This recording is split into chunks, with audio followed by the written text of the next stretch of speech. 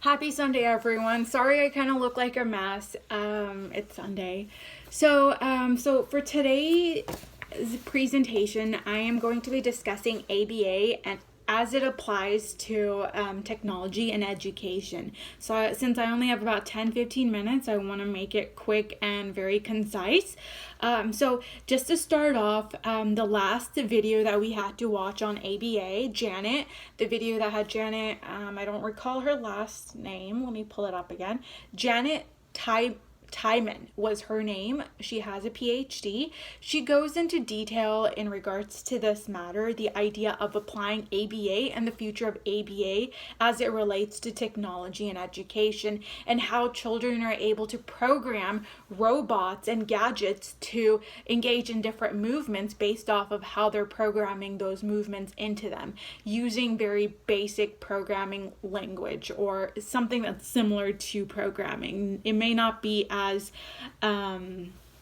at that level that you would see a computer programmer that has been to school programming, basically. So for my paper, I just dive into some basic components that look at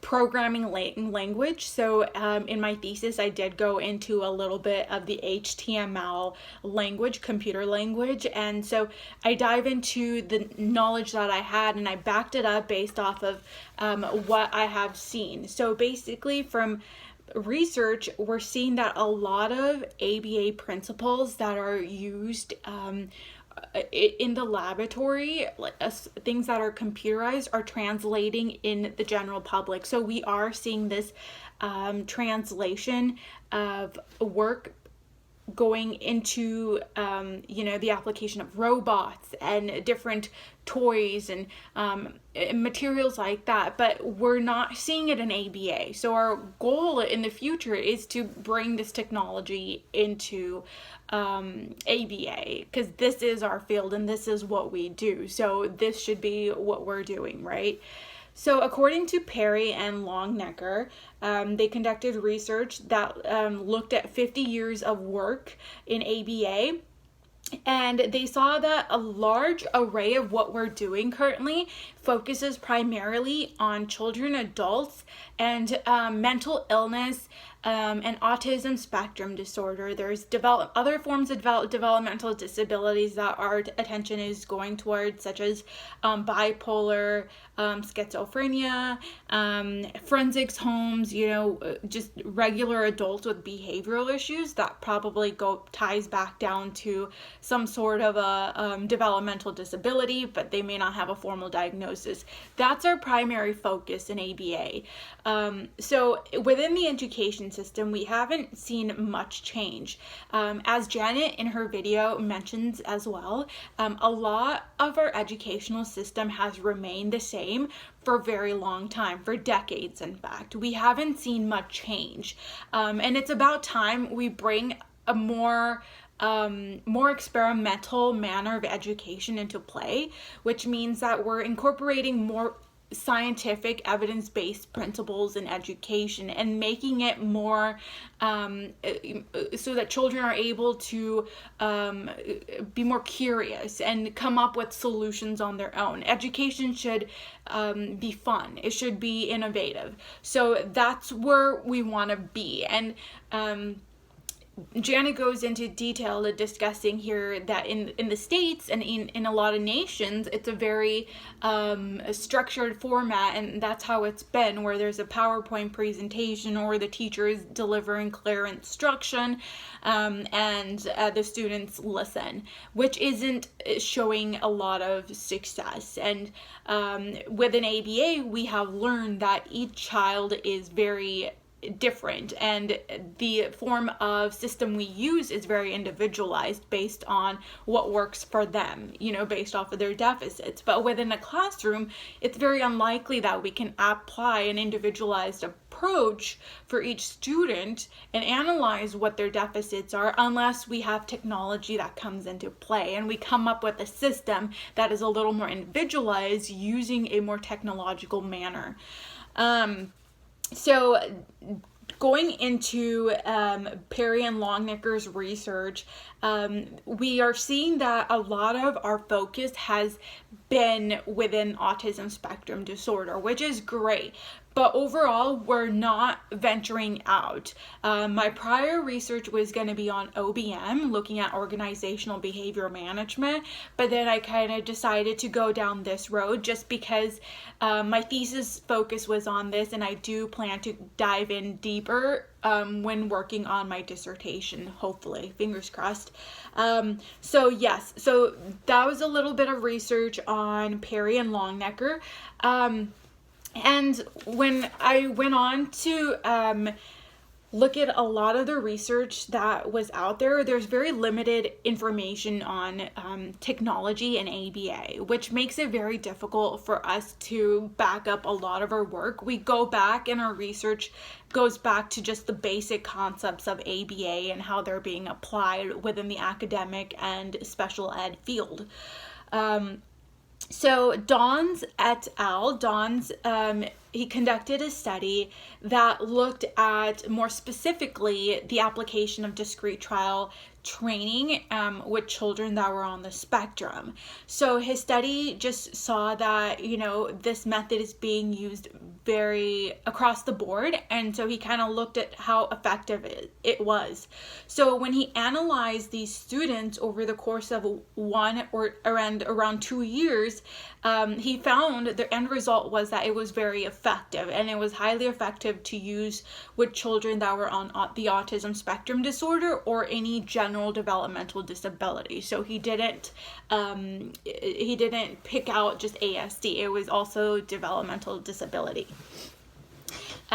So going back to the technology aspect of it, a lot of the research that we're conducting in the laboratories is, again, mostly having to do with the developmental group. If we are able to come up with, there's a lot of applications out there that use DTT, discrete trial training, in the programming, and there's a lot of companies that are turning to, not a lot, I think probably 90%, if not all of them, if they're newer companies, are probably still using paper data, but have turned to iPads and tablets for a lot of their programming and data collection, which is great. I think we're headed in the right direction. A lot of the computer applications and the tablets contain programs that use features that use DTT, discrete trial teaching, and the mechanisms of the tablet and the way we're using it can often be reinforcing for the children. So pressing buttons, the reinforcement system of getting that vocal reinforcement of woohoo, great job, which is already embedded in the system, is a natural reinforcer, or is becoming somewhat of a natural reinforcer. So we don't have to use humans to deliver that various different types of reinforcement when we have computers doing that for us.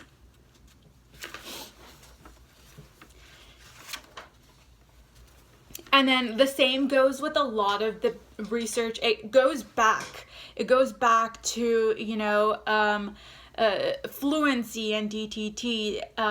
Boyle goes into the application of DTT to teach abusive and non-abusive behavior to children, looking at being able to tell what is abusive and what is not abusive. This is beneficial not just for children that are on the spectrum, but just any child. If you fear that they have deficits in a certain area, social behavior, recognizing facial expressions, inability to recognize danger, these types of components can be very beneficial. And the idea of technology is to use a method that we can apply to a larger population, but can still take in the principles of ABA, such as making it individualized, which we couldn't do if it was just a therapist going in. That would be very difficult. Imagine being in a classroom of 30 students trying to come up with an IEP, right? Individualized plan for each student, and then trying to follow through with it. It goes back to the behavioral economics that Gregory Maiden kind of dives into, and discussing like, the cost and benefit, and looking at, the need, we wouldn't be able to meet it. We're already at a shortage, as a lot of us can see within the field.